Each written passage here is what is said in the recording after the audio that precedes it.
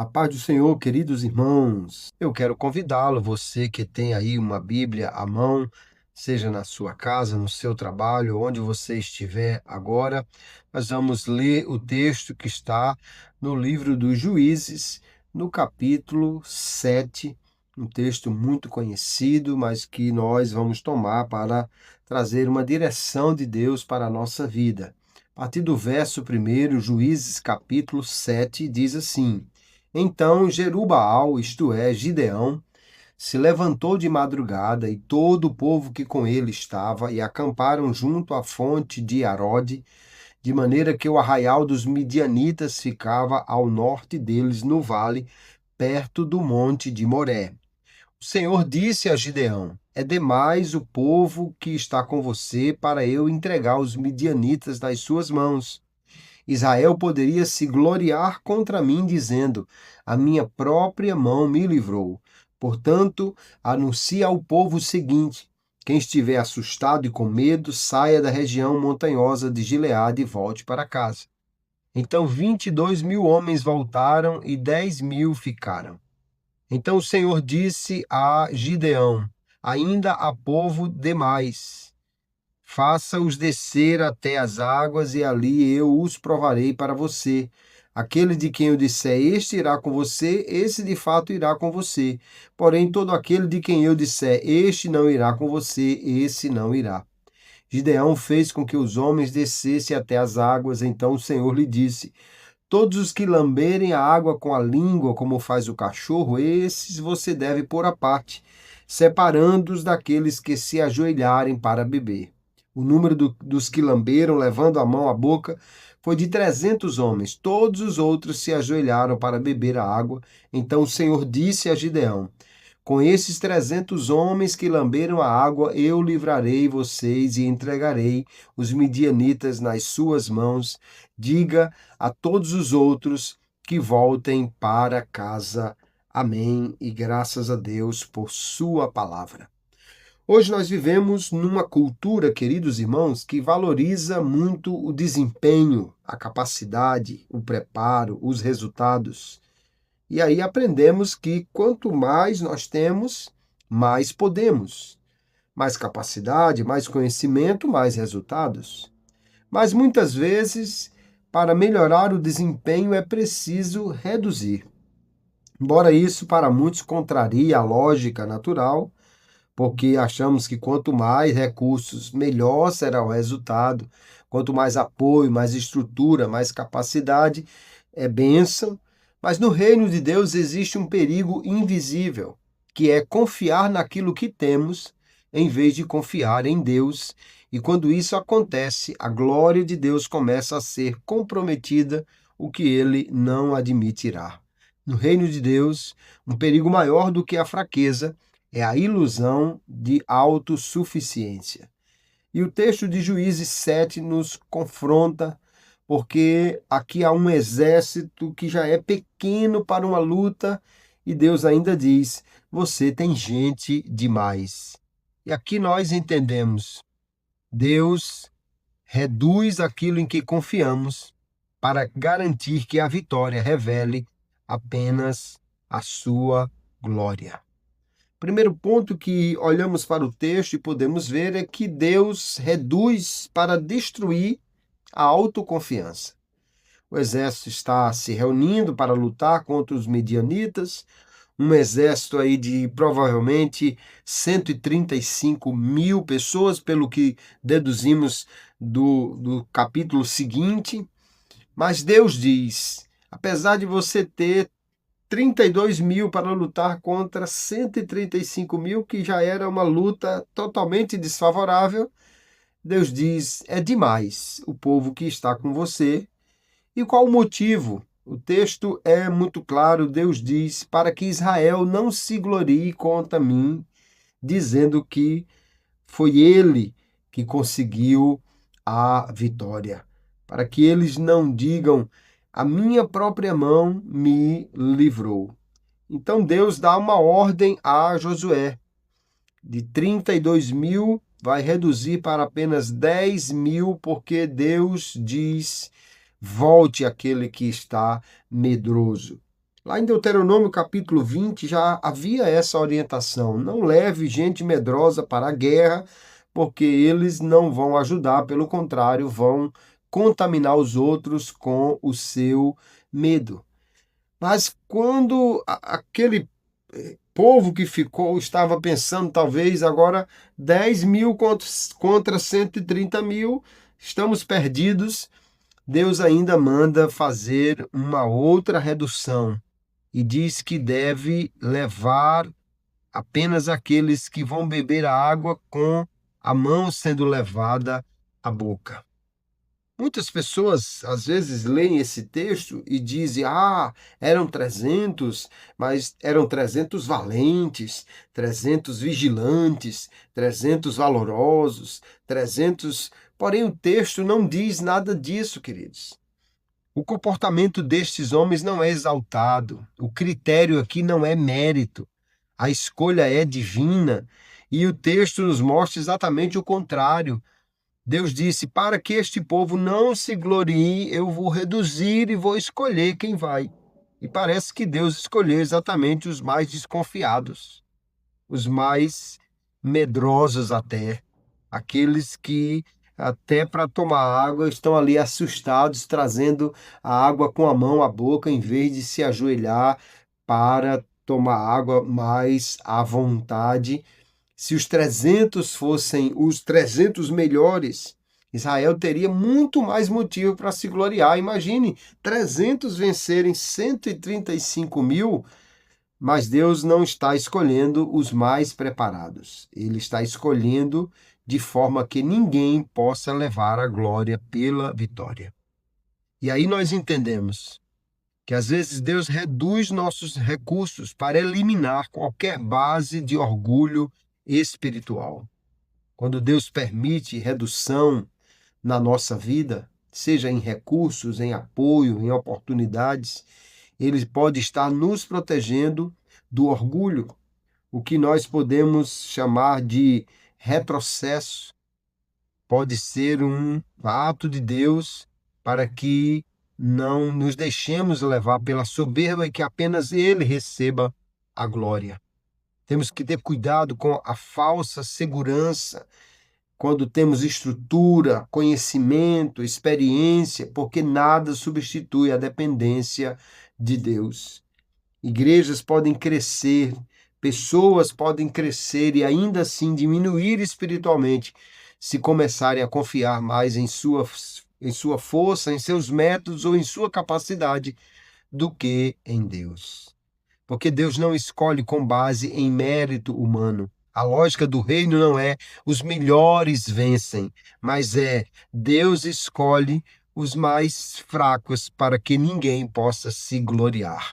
Isso confronta o orgulho ministerial, isso acaba com a comparação ministerial, isso reduz totalmente a necessidade de reconhecimento. E a pergunta que nós precisamos fazer é: se Deus removesse aquilo que eu tenho, se Deus tirasse aquilo em que eu me apoio, a minha fé permaneceria firme no Senhor? Porque Deus não tira para nos destruir, mas para purificar a nossa dependência. O que nós chamamos às vezes de perda pode ser uma estratégia divina para proteger-nos do orgulho e para que a glória de Deus apareça. O segundo ponto que vemos no texto é que, quando você continua lendo, depois dessa redução, o coração de Gideão ainda está cheio de temor. Ele não tinha muita experiência com Deus e ele está ainda com o coração temeroso. E Deus conhece o coração de Gideão, mas Deus vai confirmar para fortalecer a dependência nele. Ainda com esse temor no coração, Deus diz: se você ainda tem medo, Gideão, se você ainda não está confiando plenamente, apesar de Deus dizer a ele: eu vou lhe dar vitória com esses 300, mas no verso 10 Deus diz: então vá lá no arraial dos inimigos. E lá Gideão se aproxima, apenas ele e um servo, e ele ouve alguém contando um sonho. E no sonho havia um pão de cevada, e o pão de cevada era o pão mais simples, mais eh, sem valor que havia, né? E no sonho o homem diz: vem um pão, bate na tenda e a tenda vira de cabeça para baixo, a tenda vira, o que não faz sentido nenhum. Porque que pão é esse que teria a capacidade, o tamanho de destruir ou de virar uma tenda que está presa com estacas no chão? Mas ali é um sonho que já vem com a interpretação dada pelo próprio inimigo. Essa é a espada de Gideão. Eles vão vencer. O próprio inimigo confirma as palavras de Deus e então Gideão adora ao Senhor. Aí nós entendemos, Deus não ignora o nosso medo, a nossa fraqueza. Ter medo nem sempre é fracasso espiritual. Agora, o que não podemos é deixar que o medo se transforme em incredulidade. Deus usou até o inimigo para encorajar Gideão. Deus usa circunstâncias, conversas inesperadas, uma palavra bíblica para nos dar a certeza. E agora, um princípio muito importante que nós entendemos é: antes da vitória, antes da batalha, Gideão adora a Deus. Isso significa, sim, confiar na promessa. Não esperar o acontecer para adorar, mas adorar e confiar antes que aconteça. Deus, ele trabalha no nosso coração, não deixando que fiquemos com medo excessivo, mas a fé se amadurece no processo quando nós recebemos de Deus confirmação de muitas formas que ele nos dará vitória. E aí, quando olhamos para esse texto tão conhecido, entendemos que Deus age para garantir a sua glória. A estratégia é tão improvável. 300 homens apenas, trombetas, cântaros cobrindo as tochas, e eles quebram aquilo e gritam pelo Senhor e por Gideão, talvez espalhados em cima da montanha. A ideia fosse passar uma ideia diferente de que haviam muitos, as tochas se acendem de repente, mas a questão é que o texto deixa muito claro: Deus é quem luta, Deus é quem confunde o inimigo, Deus é quem vence. Israel apenas participa, porque você olha o texto e ele deixa claro quando eles gritaram e quebraram ali os cântaros, os próprios inimigos começaram a lutar um contra o outro, o exército inimigo mesmo começou a gritar, a fugir e matar a si próprio, de forma que Deus produziu uma vitória extraordinária. Aqui nós entendemos, Deus usa meios que parecem insignificantes, pessoas que parecem limitadas, recursos que parecem improváveis, porque a batalha é dele e ele então nos dá essa segurança. Nós não precisamos resolver tudo sozinhos, nem depende de nós ou dos nossos recursos a vitória. Deus fez com que o inimigo se voltasse contra ele mesmo, para entendermos que há batalhas que você não vence, mas que Deus vence por você. Há batalhas que não serão vencidas na nossa força ou capacidade.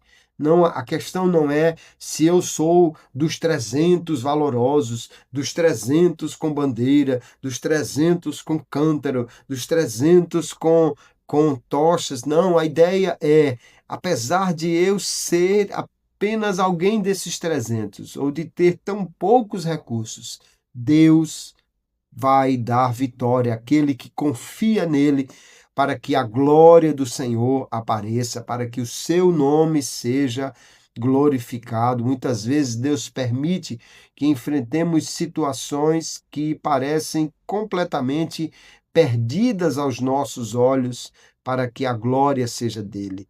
Lá em João capítulo 11, todos conhecemos a história de Lázaro. Jesus permite que a situação chegue a um ponto totalmente improvável para que Deus fosse glorificado naquilo que ele iria fazer. E aqui nós vemos, queridos, que essa é a grande estratégia de Deus: reduzir para que a glória seja dele. Na cruz, Jesus vence não com força, nem com poder político, nem com recursos, com uma aparente fraqueza, mas ali a vitória foi confirmada por Deus. E o apóstolo Paulo diz em 1 Coríntios 1:27 que Deus escolheu as coisas fracas e as que não são para reduzir as coisas que são, para que a glória seja de Deus. Olhando esse texto de Juízes capítulo 7, entendemos: Deus às vezes reduz para evitar o orgulho. Deus confirma, no entanto, para sustentar a nossa fé. E Deus age para garantir a glória dele. Assim, diante dessas verdades, nós precisamos confiar em recursos, mas naqueles que são do Senhor. Não confiar em experiências, mas na fala de Deus, na promessa de Deus. Precisamos desenvolver uma dependência total de Deus, ter sensibilidade à sua voz, estar atento às confirmações do Espírito e à direção de Deus e nunca buscar o reconhecimento pessoal, mas sim nos rendermos diante de Deus para a sua glória, reconhecendo que a vitória vem dele. A pergunta não é se você é forte, se você é dos 300 valorosos. A pergunta é: eu e você estamos dispostos a depender totalmente de Deus e confiar nele? Porque no reino de Deus, menos pode ser mais, fraqueza pode ser força, e a vitória sempre pertence ao Senhor. Entenda, quando Deus remove tudo em que você confia, Ele não está te deixando sem nada.